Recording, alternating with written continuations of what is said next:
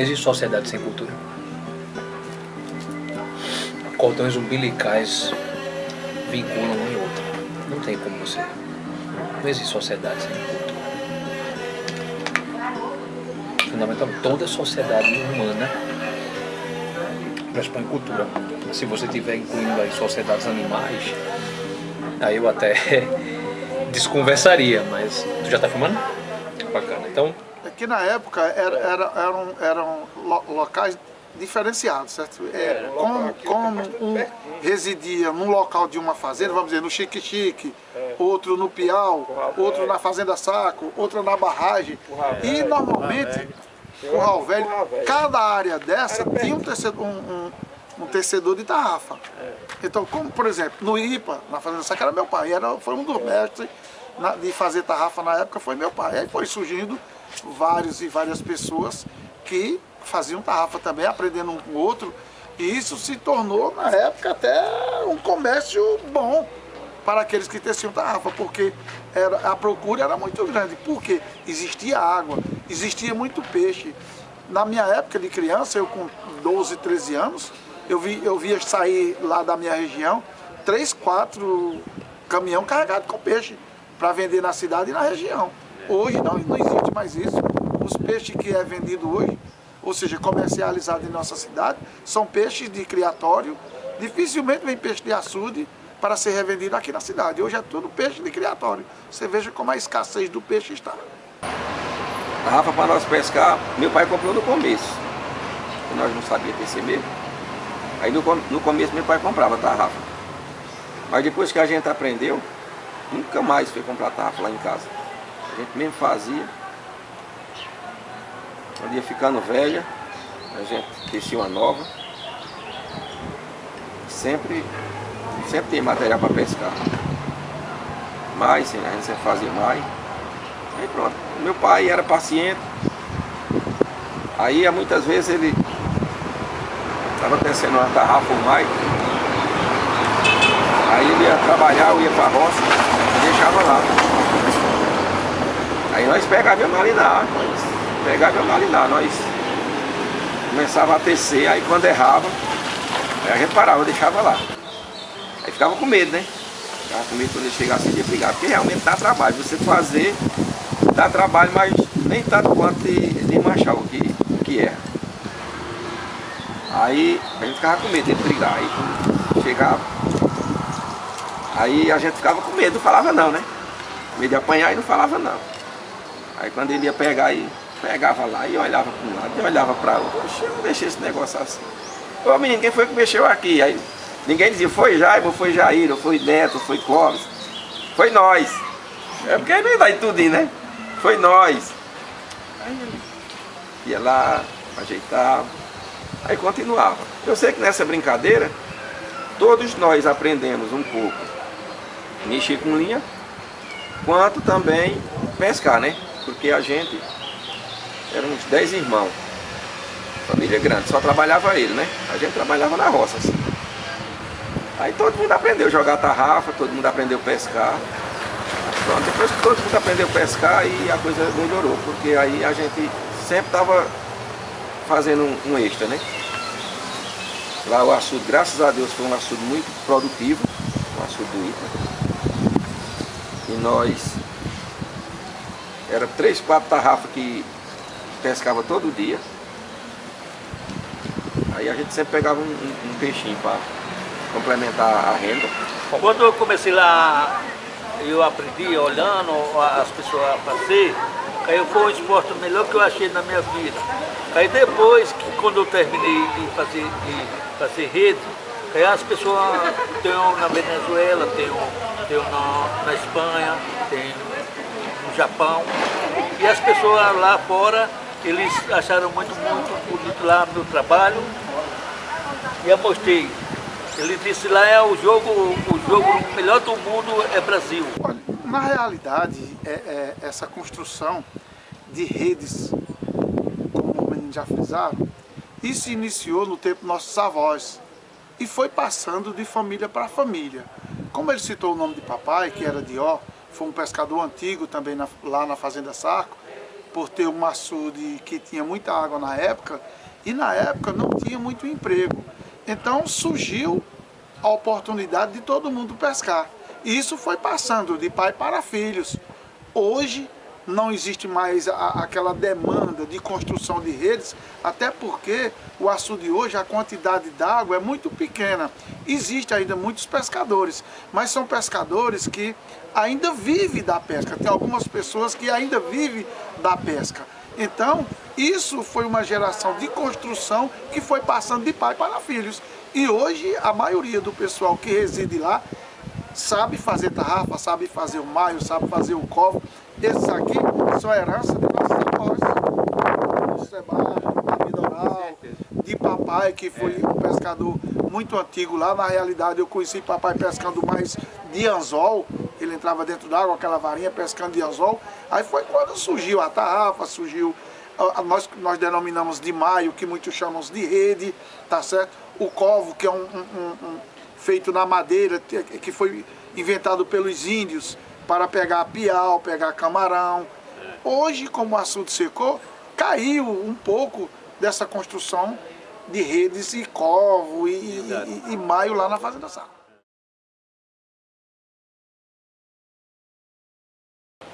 Bem, fala um pouco da arte de pesca denominada tarrafa, uma arte de pesca classificada como arte de pesca de arremesso, né? Uma arte de pesca milenar, ou seja, feita desde, acho que foi, se não me engano, a terceira arte de pesca desenvolvida, né, pelo ser humano, sendo a primeira a coleta manual, feita com a mão mesmo, diretamente, a pesca com arremesso e em seguida a utilização de redes, né, onde a tarrafa tem essas duas finalidades. Primeiro, ela trabalha com a parte de filtração e de arremesso, onde a pessoa que está arremessando a tarrafa necessita ter uma grande habilidade, né, para que a mesma, ao ser lançada, tenha sua abertura ao máximo, para ter uma maior área filtrada, né, e que possa assim pegar o máximo maior número de peixes possível, onde é utilizada principalmente para capturar cardumes, ou seja, peixes herbívoros e onívoros, não tendo uma certa preferência para a captura de peixes carnívoros pela pouca concentração em cardume, mas também pode ser utilizado. Quantas mais se começa uma tarrafa, né? Porque a profissão é isso, é você entender, né? Quantas mais começam uma tarrafa, no fim de uma carreira, porque vamos com uma tarrafa dessa, ela começa de cima, com 36 malhas. Quando você passa duas carreiras, bota uma rodando de crescido, quer dizer, a crescido vai para 12. É 12 crescidos, geralmente 12 malhas, em cima de 36 nas 4. E se você fizer a conta, quando chegar aqui embaixo, você sabe. Você me pergunta, essa tarrafa quanto é? Eu não estou bem lembrado, mas para mim é 360 malhas. Né? 360 malhas numa carreira em roda. Porque nela pode dar 360, mas numa malha daquela pode dar 700. Porque ela é mais nova. E aquela é mais de 4, de 3. Né? A malha quanto mais miúda, mais a carreira aumenta, né? Quando chegar aí, é de obrigado que você saiba quanto chumbo ela vai pegar. Porque tem tarrafeiro que bota 5 quilos de chumbo numa tarrafa. Diz que é para ela descer, aquele não sabe o que é uma tarrafa. Porque uma tarrafa, ela está chumbada, conforme as alturas das águas, se for para uma água profunda, é uma coisa. Mas se for para águas rasas, água de 5, 6 metros, ela não precisa mais do que 2,5 kg, 3 kg de chumbo. E você trabalhar com 3 kg, viu? Numa profissão que aqui você armar e jogar 3 kg, sabe, o dia todinho, eu fiz isso cada tarde. Uma rede bem fabricada, que os nós não correm, porque o trabalho dos pescadores, ele dá o nó de rio. O nó de rio é o quê? É pegar daqui, ó. O nó de rio, ele não pega por cima. O nó de rio, ele vai pegar, é diferente. Ele pega aqui, ó, por baixo. E o nó de cabeça de gato, que a gente é seguro, ele pega assim, ó. Entendeu? Que o que dá, o nó que dá por baixo aqui, ele fica correndo.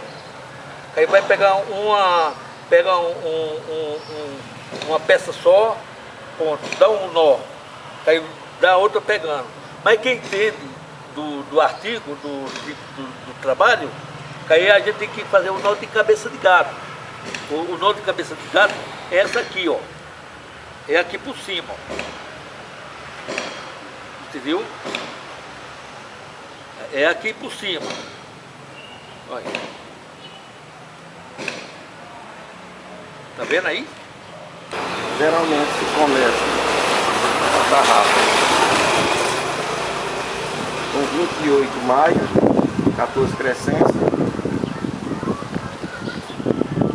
Só que é um trabalho assim, artesanal, mas de muita atenção, porque se você errar uma crescência, você até pode terminar a tarrafa, mas só que ela fica puxada, por motivo da crescência ficar errada. Do jeito que você começa, você tem que terminar, para a tarrafa ficar boa. E com relação ao tamanho, aí vai a critério e a gosto. Faz com 14, com 12, com 16, com 18. Vai a critério do tecedor, com a forma que pede. 3,8 kg, 4 kg. Vai depender do pedido do cliente. E nós aqui, a gente aprendeu a tecer com nossos avós, com nossos pais. E a gente continuou fazendo, mesmo que não seja assim uma renda financeira que dê para sustentar a família, mas serve também como terapia, porque o sertanejo tem muitos problemas. E a gente senta ali, começa a tecer tarrafa, e esquece dos problemas assim, fica concentrado, porque ali você tem que se ligar para não passar as crescências, a carreira que é crescência, que não é. Então, você ligado naquilo, muitas vezes você esquece os problemas, esquece que está passando por dificuldade. Para fazer o saco, por exemplo, aí a gente vem, passou a crescência, passa mais ou menos 3 carreiras sem fazer crescência, vem com 3. Depois das 3 aí se coloca 2 pernas, para diferenciar, para formar os testes, ficar perdido. Você vai segurar com as 2 pernas, segurar o peso do peso, né? Da linha que é difícil, só com a linha sorotória. Aí faz com 2 para poder segurar mais o peso, né? Vai reforçar. Diferenciar que não é forma rápida na cabeça. O material utilizado na tarrafa, hoje em dia se utiliza poliamida, né? Que é um material sintético, é o nylon, praticamente conhecido como nylon. Um monofilamento, né? Que é apenas de um filamento, geralmente transparente, mas pode ter outra coloração, isso não tem uma influência direta. Tá? A utilização da tarrafa ela pode ser feita tanto em águas turvas quanto em águas claras, vai depender muito de como o cardume se comporta ao ver o pescador que está se aproximando. Algumas espécies de peixes tendem a se afastar e outras não alteram o seu comportamento quando a pessoa se aproxima, né? Então ele aproveita e faz o lançamento. Eu estava falando, o material utilizado é o nylon, poliamida e o chumbo, né? O lastro. O lastro, nesse caso, é o chumbo. A única coisa que alterou praticamente desde quando a tarrafa foi desenvolvida, mais de 1000 anos atrás, alguns mil anos atrás, né, foi a utilização do material sintético. Né? Antes era utilizado material comum, material tipo sisal, linho, que encharcava e que também tinha uma resistência menor e era mais pesado. Com a utilização do material sintético da poliamida, a tarrafa pode ser mais, digamos assim, mais bem difundida e também facilitou na hora da sua própria construção.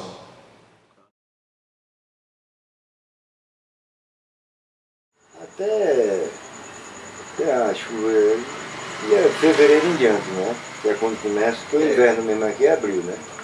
Aí mais começa aquela chuva, aí começa a subir o peixe, né? E matar outros peixes que vêm lá do São Francisco, né? Vem também o cari, né? Lá do São Francisco, e outras espécies que existem aqui, nativas, né? Extraídas e tudo, e eles justamente em fevereiro para cá, né, Pedro? Que ele a mais procura tarrafa até junho, julho, por aí assim, né? Depois para um pouco, que é justamente a época que os açúcares. Olha, normalmente a procura de tarrafa mas é quando os açudes enchem, que eles começam a sangrar.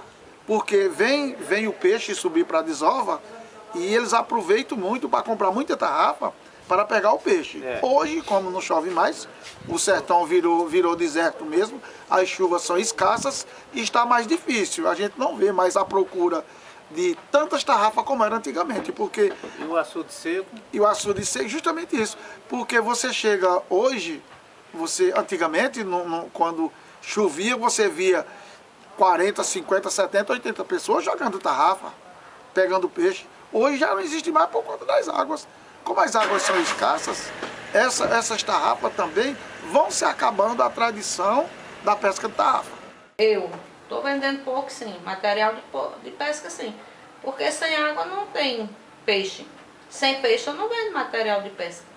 Então as chuvas que de 3 anos para cá foram chuvas escassas, que não chegaram a encher os açudes, os rios, Serra Talhada mesmo, que é um porto d'água que tem, é quase uma ilha, porque sobrevoando essa cidade, você vê o quanto ela é bonita.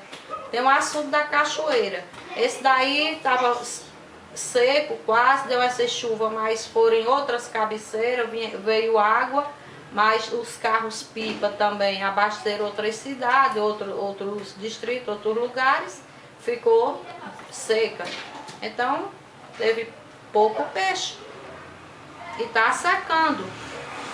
Eu estou pensando que aqui vai ter um tempo que, como era antes Serra Talhada, era cacimbões, certo? Em certas ruas tinha. E vai voltar essa época. Outra, também, a barragem de Serrinha. Por estar secando, né? Está ficando, porque é despejo de indústria, de fábrica, de pequena fábrica. É uma água contaminada, está proibido de pescar. O povo assim mesmo desobedece a regra, tudo que se diz, pescam. Mas é pouco. Também os peixes estão pequenos. Se falar do açude do Ipa, que é um volume d'água enorme, mas também está secando. O povo está pescando agora até com malha 7, nesse dia vai para 6 e não vai ter peixe. Então aqui existe a crise. Mas eu posso dizer bem que a crise é mais provocada pela natureza, não é pela política do Brasil. Estou parado assim porque não tem renda, o peixe não tem mais renda, o rio, onde eu nasci e se criei, eu pescava muito lá no rio. Mas lá no rio não está mais existindo água, a água está tudo poluída. Não deveria ser assim. Do mesmo jeito, limpo. Buscar soluções, criatividade, não sei o que, como? E as águas? Onde é que vai correr os barcos? Onde é que vão jogar em rede as tarrafas? Quantos pescadores não tem 40 tarrafas dentro de casa? E você vai ver por aí que não é por preço, não. Embora se eu tenha preço alto, outros terão preço baixo, mas eles não vão ter onde jogar as tarrafas deles. Não vão ter onde botar a sua rede de malha. Não vai ter pescaria de anzóis, de molinete, de carretilhas. Não tem, não adianta sonhar. A gente tem que ser verdadeira. E eu sou uma pessoa verdadeira.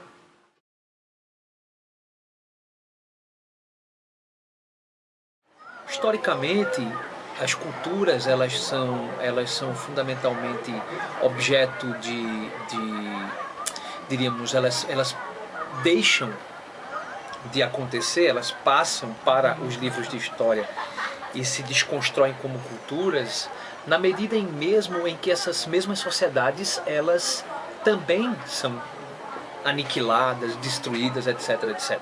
Falando em continuidade de pesca, eu acho que vai chegar uma época que esse ramo vai parar, porque os pescadores antigos, vamos dizer, meu avô passou para meu pai, certo? Meu pai fazia tarrafa, mas o que eu vejo, certo? Porque todos os tarrafeiros são pessoas acima de 40 anos, de 50.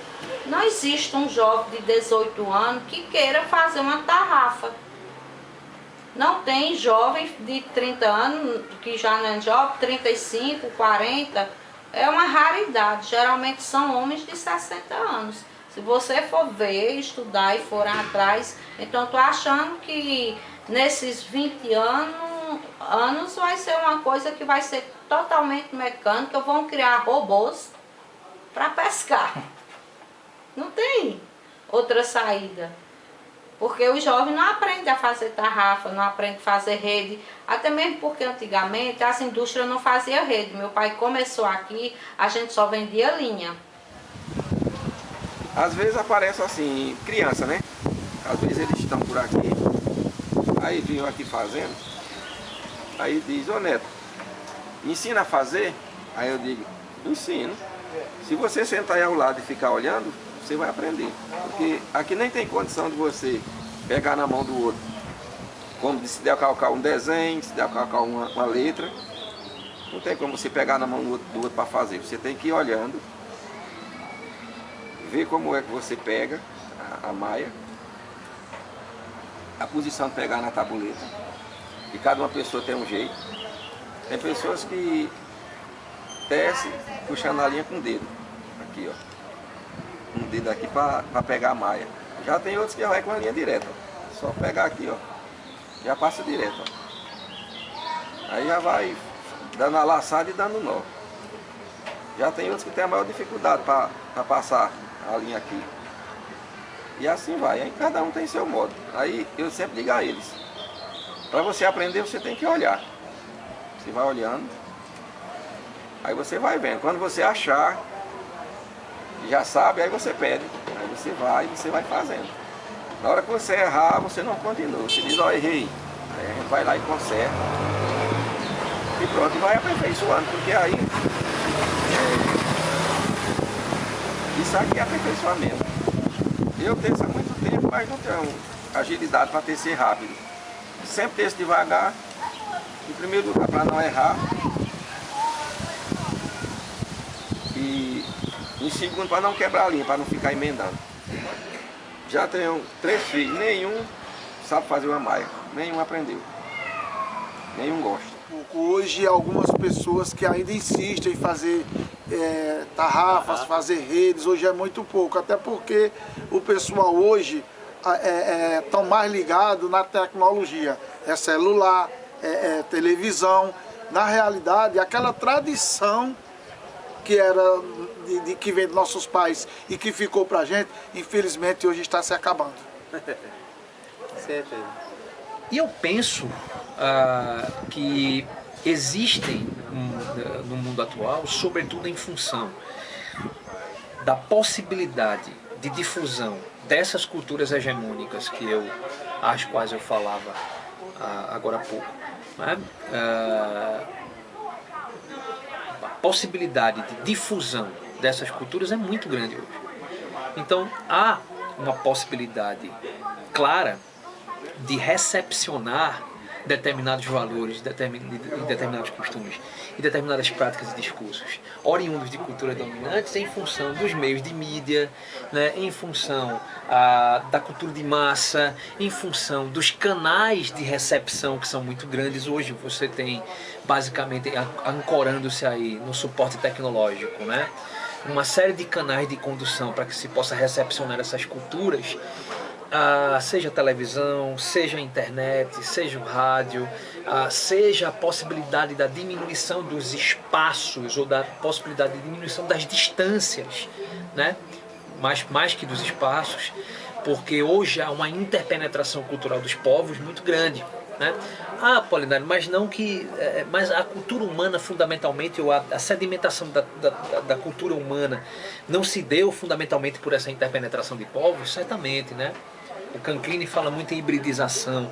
E assim, é exatamente essa perspectiva de uma grande hibridização que hoje me parece extremamente virulenta, extremamente grande, que se dá num patamar, talvez, historicamente único, historicamente, diríamos, nosso, não é, de nosso tempo. O que significa dizer que há a possibilidade de povos que nunca tinham sido historicamente afetados, vamos dizer assim, pela possibilidade de recepcionar outras culturas, né? E quando eu falo outras culturas, outros valores, outras crenças, hábitos, etc., práticas discursivas e tal, hoje me parece que tornou-se mais fácil, em função dos meios de tecnologia, em função dos meios de comunicação de massa, etc., etc., a invasão, né, diríamos, dessas culturas. Me preocupa particularmente o fato de que determinadas culturas que têm uma característica muito orgânica, no sentido de que se mantém a partir de uma relação, diríamos, que foi sedimentada e construída historicamente, e que de alguma maneira cria-se ali uma espécie de vínculo fundamental entre essas pessoas, e que não necessariamente esse vínculo fundamental é um vínculo que vai conseguir resistir aos apelos e seduções de um determinado tipo de cultura hegemônica vinculada a uma determinada lógica que está por trás fundamentalmente das sociedades capitalistas contemporâneas, né? E me parece que essas culturas orgânicas, elas têm que lutar contra, de alguma maneira, criar as condições de uma luta interna, né? Para que essa recepção não seja feita de modo a comprometer a sua própria estrutura, a sua própria permanência e continuidade.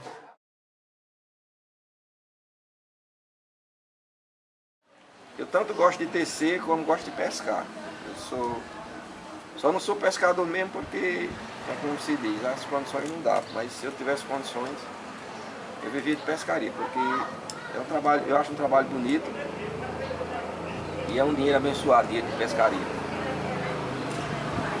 Eu, no tempo que eu morava no mato ainda, eu pescava, eu tinha minha tarrafa, tinha minha canoa, saía para ir pescar de manhã, almoçava na beira do açude, passava o dia todo pescando.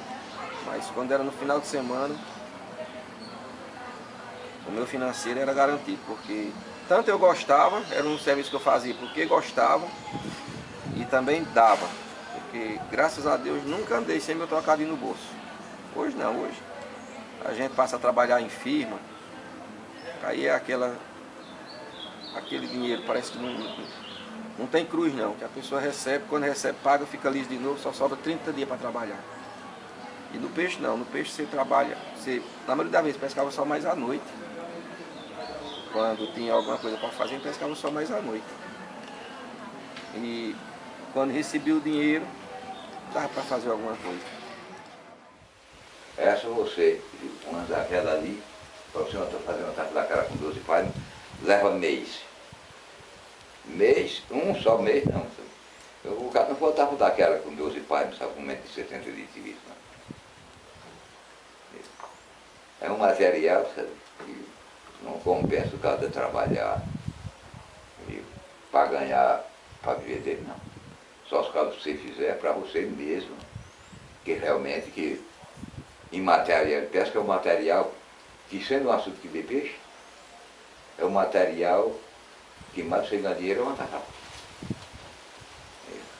Porque uma tarrafa você pode botar ela, sair daqui para o açude, pesca o meio-dia, ou o dia, ou à noite, o que for, a hora que você quiser. Na hora que você sair do açude, pendura na mão e traz. Não é como uma rede, né? Não tem a dona engancha, você vai buscar, você não vai jogar a uma altura que você não possa ir buscar, né? Porque o remédio, você abrir um remédio numa tarrafa dessa, passa um dia para fazer, né? É melhor dar um aigo de 2 dias. A gente vai, né, comentar um pouco sobre a questão da valorização do pescador, né? E logicamente que a valorização do pescador e da pescadora, ela passa pela visibilidade, né? Hoje a gente tem um entendimento que tanto o pescador como a pescadora artesanal, na grande maioria, né, são invisíveis. As pessoas não conseguem enxergar, não só as pessoas, como as políticas públicas também não enxergam os pescadores. E daí, voltando para o início, em relação a valorização, essa valorização ela permeia por alguns vieses. Um deles seria a questão da própria organização, né? Então, existe a necessidade do pescador se organizar em classe, né? No caso, na categoria. E um dos mecanismos, né, de organização é através da colônia de pescador. Então, a gente tem uma colônia forte, uma colônia, né, coesa, transparente, onde existam reuniões periódicas com o presidente, né, com a diretoria, prestação de contas. Então, acho que começa por aí a valorização. A partir do momento que o próprio pescador ele tem uma organização forte, isso vai facilitar o desencadeamento de todo o processo de valorização da categoria. O Pedro foi justamente o meu braço direito aqui na região, naquela época. Me apresentou os pescadores, como seja Amário, né, que naquela época ele era assim, intermediário, né? E uma das coisas muito importantes foi justamente que você conhece aquele segundo prédio. O pescador era muito explorado pelo intermediário. Fazer desova, hein? Então, o que era que a gente fazia? Foi que nós veio a ideia. Construir um prédio onde a gente pudesse colocar freezer. Então nós construímos e colocamos freezer com capacidade de 400 quilos. Colocamos 5 freezer. Não dava, ali no caso, 2.000 quilos. Então o pescador vinha, trazia o seu peixe, tinha uma pessoa lá para receber, colocar a etiqueta e armazenar seu peixe para vender na feira.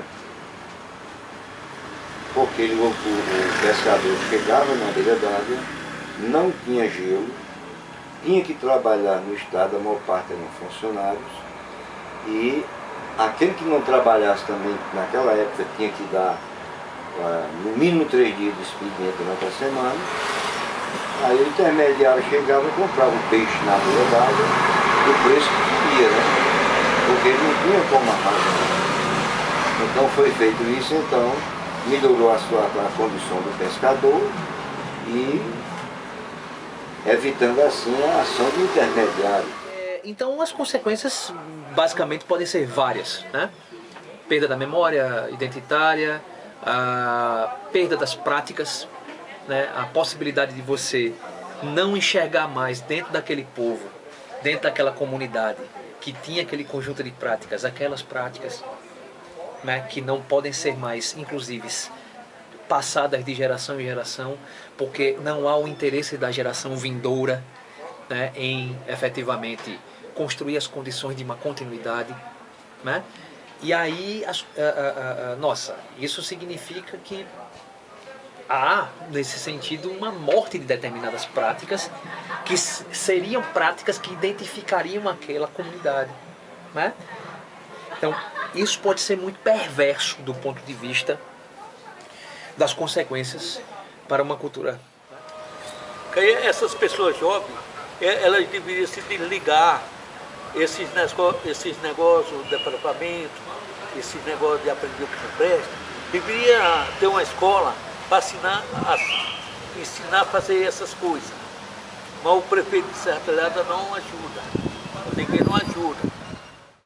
É lógico que tem uma parcela da comunidade científica e daí que consegue ter a sensibilidade, né, de realmente enxergar a categoria da pesca artesanal, né, como um todo, vendo as questões, né, as dificuldades e também as questões interessantes e tal. Mas efetivamente assim, a gente tem que tentar mudar e utilizar outras, né, estratégias de intervenção, né, mais no sentido da construção desse conhecimento, né, da troca, né, de experiências, né, desse saber científico, saber popular, da pesca artesanal, que, enfim, e isso passa até pela questão da educação, né? Então, uma educação mais contextualizada, por exemplo, dos jovens pescadores, filhos de pescadores, né? Será que a gente não poderia ter uma educação que contextualizasse, né, o ambiente que esses jovens estão trabalhando, ou, quer dizer, trabalhando não, que eles estão vivenciando, né, através do trabalho dos pais, e a educação, a alfabetização está atrelada, né, e vinculada a isso. Eu acho que muito do que Paulo Freire traz da questão da pedagogia, né, da alternância e esse troca de saberes, né? Então, assim, acho que a gente precisa realmente dar uma pensada e tentar, junto com os pescadores, né, fomentar que a comunidade científica olhe esses pescadores de outra maneira, né? Que construa realmente com eles, porque senão a gente só fica, né, fomentando o assistencialismo, né? Então os pescadores só ficam esperando, e isso vem na contramão da valorização do próprio pescador, né? Então um pescador valorizado, né, um pescador que tem a sua classe reconhecida, ele vai saber o que ele quer, então ele vai cobrar da comunidade científica, né, que de alguma maneira ajude ele, mas no que ele realmente quer, não no que o pesquisador, no seu birô, por muitas vezes não de maneira não mal intencionada, né?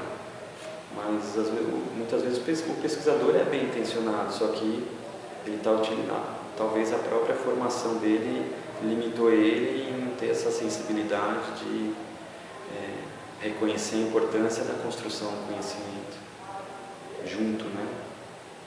E esse conhecimento construído junto, eu acho que amarra, né, a questão do fortalecimento, do reconhecimento da família toda, né? Não só do pescador e da pescadora, mas da família, consequentemente da comunidade. E isso eu acho que acaba agregando muito, né, a categoria. Outro também diz respeito à mobilização da sociedade civil organizada, no sentido de também compreender, também entender que determinadas práticas seriam importantes para a manutenção dessa memória dessa comunidade, para a manutenção dessa ideia de que essa comunidade tem uma cultura que precisa ser preservada, não é? Há necessidade de tomar essa consciência e construir, por meio dessa tomada de consciência, ações enquanto sociedade civil, né? Que permitam o debate público em torno do problema, que façam com que as pessoas discutam de fato se trata de uma questão fundamental e que deve ser preservada ou não, né? Até porque, veja, a história humana no mundo é a dinâmica de um ser em constante transformação. A espécie humana, como qualquer espécie, não está fadada a permanecer fixa. Nenhuma espécie viva está fadada a permanecer tal como ela é.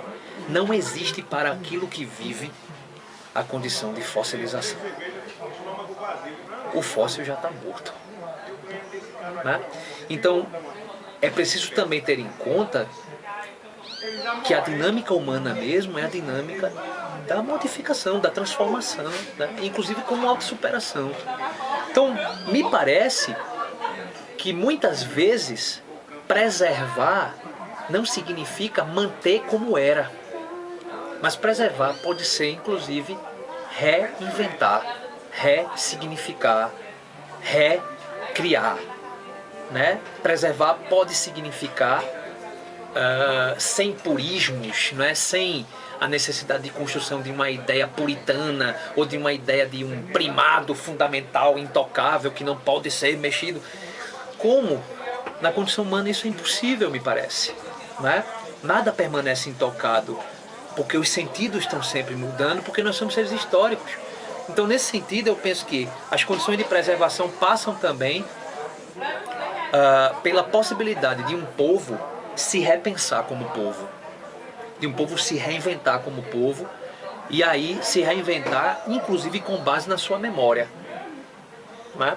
Então, nesse sentido, eu acredito muito no papel que a sociedade civil pode ter, inclusive pressionando os entes políticos no sentido da preservação dessa memória e da possibilitação dessa reinvenção de uma comunidade.